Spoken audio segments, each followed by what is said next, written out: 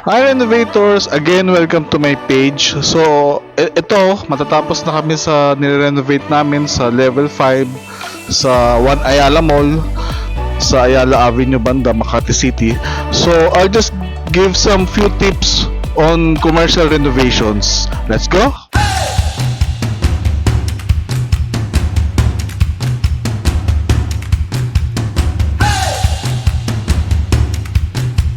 So, tip number one, pag nagpaparenovate kayo ng mga commercial unit nyo, I suggest na pinaka mahalagang key figure talaga is communication.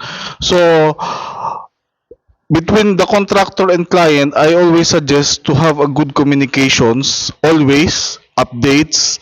So, tulad namin, ng client namin, gumawa kami ang pinaka-suggestion ko talaga is gumawa ka ng Viber group.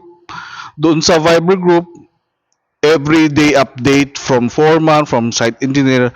Kumbaga, communication talaga is the key between the client and the contractor.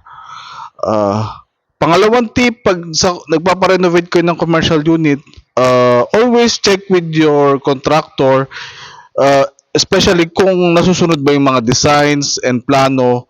So, ayun, at the same time is, pag nag-renovate kayo ng commercial unit, which is tip number 3 is, do a site visit. Yung as owner ng commercial is always do a site visit.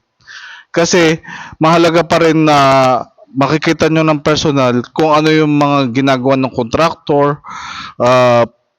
So yun renovators, just simple tips pag nagko-commercial unit kayo na renovations. Communication is the key. So, ayun. Bye!